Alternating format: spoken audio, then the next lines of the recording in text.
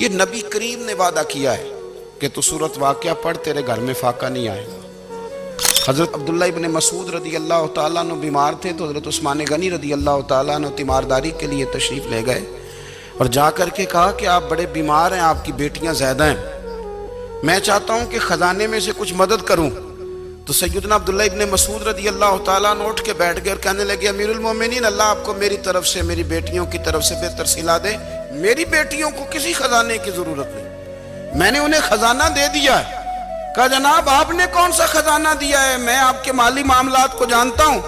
تو فرمانے لگے امیر المومنین، میرے نبی کریم نے فرمایا ہے جو سورت واقعہ پڑھے اسے کبھی فاقہ نہیں آتا، میں نے بیٹیوں کو یاد کرا دی ہے، یہ خزانہ میں نے انہیں دے دیا ہے۔ وہ سارے والدین سنیں جو بیٹیوں کے لیے پریشان رہتے ہیں۔ حضرت عبداللہ ابن مسعود نصیحت کر رہے ہیں، فرمانے لگے میں نے سورت واقعہ یاد بھی کرا دی ہے، پڑھنے کی عادت بھی ڈال دی ہے۔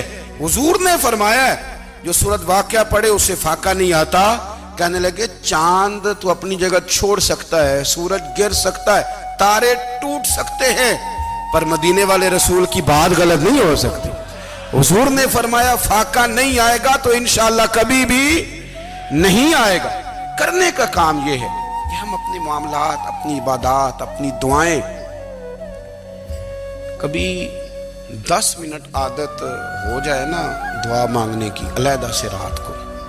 حضور نے فرمایا جو فرض نماز کے بعد دعا مانگے اللہ اس کی قبول کر لیتا ہے۔ نبی پاک صلی اللہ تعالیٰ علیہ وسلم نے فرمایا اللہ مسافر کی دعا قبول فرماتا ہے۔ حضور نے فرمایا اللہ مظلوم کی دعا قبول فرماتا ہے۔ حضور نے فرمایا بیمار سے دعا کراؤ اللہ اس کی دعا قبول فرماتا ہے۔ میرے نبی پاک نے فرمایا ماں باپ جب بھی اولاد کے لیے ہاتھ اٹھائیں، ویسے تے بلے شاہ تو آسمانی اڑدیاں ہی پھڑ دیں، جڑا گھر بیٹھا انہوں بڑھیا ہی نہیں۔ حضور فرمانے لگے ماں باپ جب بھی اولاد کے لیے دعا فرمائیں اللہ ان کی دعا کو قبول کرتا ہے۔ آپ اپنا تعلق بنائیں، دعا کے ساتھ، عبادت کے ساتھ، مصلی کے ساتھ رشتہ بنائیں، استغفار پڑھیں۔ میرے نبی پاک نے فرمایا دعا مومن کا ہتھیار ہے، دعا مومن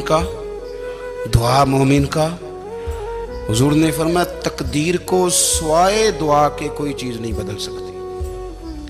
دعا مومن کا ہتھیار ہے، یہ کافر کے پاس کوئی نہیں، یہ ہتھیار ہے مومن کا۔